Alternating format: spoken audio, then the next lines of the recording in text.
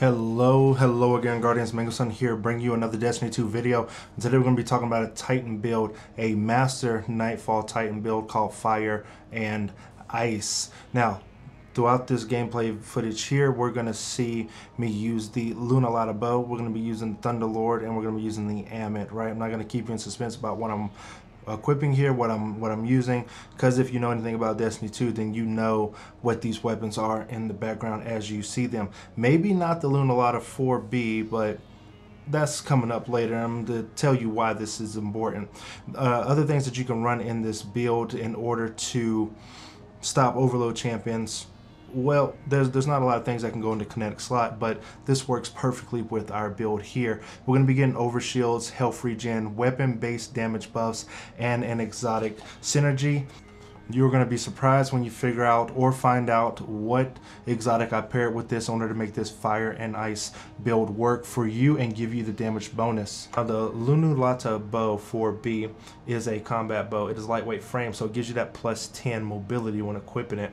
A dim link to this build is in the description box below. It doesn't put out damage, the Lunalata, the 4B. It does not put out a lot of good damage, right? Because it's a lightweight bow. They did a little bit of buff to it, but I don't know if that was enough, because at base, when we hit with the 4B, you're going to see that the base damage for this weapon is around 16, right? So it's going to do 18,000 points of damage and then 11,000 points of damage to the body, right? This is in the popular sector here. So using those numbers in that Master Nightfall, we don't do a lot to enemies, so it's going to take like two shots to kill some of the Vex in a crit spot. But once you get these damage bonuses rolling, you're going to be slaying out. So the damage bonuses, the damage buffs are a must-have for this bow, and you're going to be able to pick and choose when you want that damage bonus, and when you kill an enemy, you're going to get the damage bonus back and refresh it. You're in control of giving yourself the damage bonuses here. So overall, we're utilizing Stasis Crystals. Stasis Crystals stops and freezes targets, right? We all know it slows and it freezes. But when we're utilizing the build, we're going to be utilizing it to do the health regen when we do pick up those Stasis Crystals. And along with picking up a Stasis Crystal, we get 2 charges of Charge with Light, and we get the Stasis Weapon boost. Right, so Charge with Light is going to give us 25%, and the Stasis Weapon boost is going to give us another 25%. And again, you are in charge of when you want these damage bonuses to come to you. They're not just going to magically appear as you get kills. There's no kill clip involved. There's no rampage. It's just Stasis Crystals. So Charge with Light, right, without the boost, is going to get you up to 22,000 a shot, right? So it went from 18 to 22. It's gonna be a little bit of a boost there, but combining everything together, look at all the buffs. We have Charge with Light ×2, we have Firewalker, we have Turnabout, and we have the Vice Stinger. When we utilize the Stasis Crystals, when we use the Stasis Crystal to our advantage, we can get our health back. We're going to get the overshield from the Stasis Crystals. We're going to give our bow a plus 25% damage bonus plus another 25% damage bonus with the mods we have equipped. And the underrated, underused exotic, the Path of Burning Steps, is going to get our Amit, our AR out there and do more damage. But what does the Path of Burning Steps do?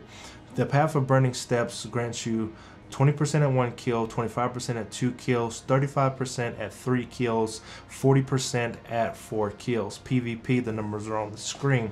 So PvE wise, we get a lot of damage bonuses for our AR as we can constantly and continuously kill adds. The Firewalker bonus lasts for, I want to say base at 7 seconds, but the more you slay out, the more you get kills. You're going to see the Firewalker continue to get up there. When you pop anti-barrier shields with the Amit, you're going to get your turnabout going. So going back to the Lunalata. Now the Lunalata is is fair, right? But what does the damage bonuses by Font of Might and Charge of Light get you? Now, you would think it's 25%, 25%. That's going to get you a 50% damage bonus. But something happens with these two things. They come together, and the 25% and 25% just don't add up right when they get stacked together, giving you more of a damage boost. So, as I hit this critical hit here, you see that it gave me a whopping 55% damage boost. It went from 18 to 22 to 27. Now the numbers go down a little bit when we hit more beefier targets, right? Because if it was putting out 27,000 a hit on majors and bosses, it would be broken. This isn't the Wish Ender we have here. So the Amit.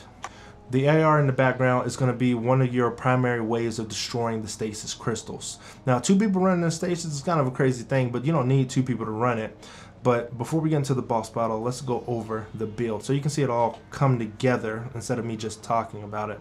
We're going to go over piece by piece, arms, head, whatever. It's going to go fast, so pay attention. Now, when we go over to our subclass, we're going to be running the Behemoth, and we're going to be shatter diving, right? Shatter diving. We're going to be glacial slamming into the ground, making the crystals, and we're going to be shiver striking into the nearby crystals in order to do the damage, right? So when enemies get hit by your super, they take damage, but when they get shattered, they take extra damage. So the hit and the explosion is 2 times the damage every time we use this. So we hit, they freeze. We hit again, they shatter. We hit them again, they get damaged, right? So that's 3 times the damage hits during the whole build. We're using the Rally Barricade, we're using the Strafe Glide Jump, and we're hitting the Shiver Strike along with the Glacial Grenade. Now, Howl the Storm. While sliding, activate your charged melee to launch into the air, launch the wave of stasis on the ground, and that's going to freeze nearby enemies, but that also creates stasis crystals. Tectonic Harvest, shattering any stasis crystal grants stasis crystals, right? Crystal shards, crystal whatever. It grants you more stasis crystals, so that's going to give our Glacial Grenade the ability to make the stasis crystals. We're using Whisper of Shards.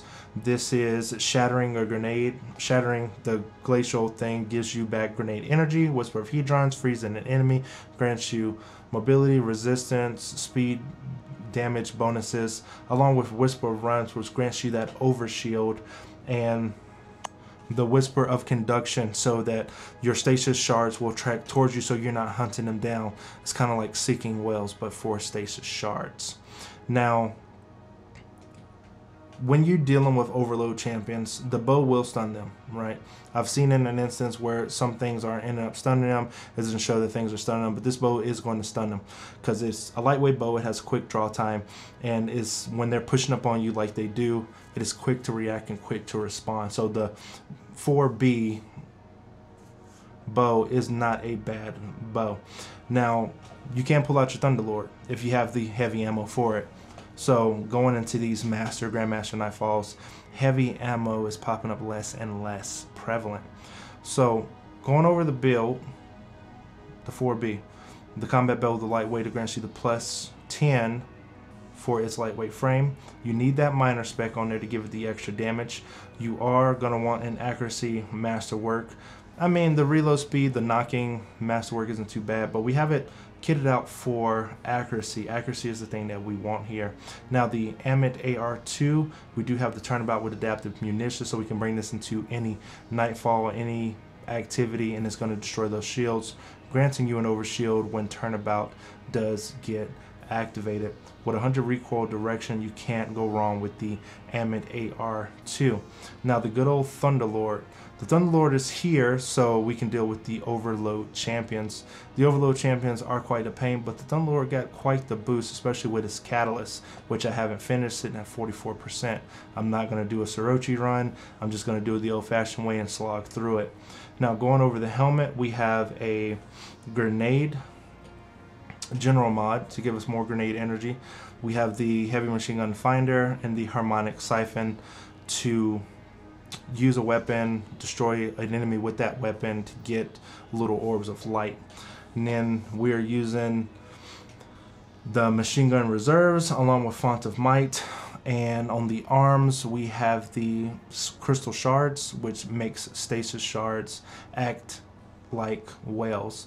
We're using the charge of light on the path of burning steps, along with the restoration whale mod, the well of restoration. When we get stasis crystals, it will provide more energy to the ability we have the least of. This makes up for our 8 strength, because I'm not putting on powerful friends and radiant light and all that jazz just to make up for a little bit of lost strength.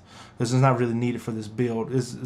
We're going to get plenty of stasis crystals, plenty of stasis shards in order to get our melee energy back. That's not really the concern here. We want our glacial grenade, which has a 2-minute long cooldown, to come back as quickly as possible so that we can do crazy stuff like this and just stop the boss from trying to melt our faces off when we're in these higher difficult environments, along with being able to shatter them to give ourselves damage bonuses, health regen, over shields, and power bonuses alike. So as you can see, my melee is coming back quite fast. I don't need the crazy amount of, I don't need anything plus 8 strength. 0 strength is even good too. It's not really an issue here. So, well, I do hope you guys like the build. Again, it is in the description box below. The dim link is in the description box below for the Fire and Ice Titan build. If you want to see more Destiny 2 content, if you want to see more of my Titan builds, go ahead and click on the video at the end screen, or go ahead and check out the channel. And if you do like my videos, hit the subscribe button, and I will see you in the next one.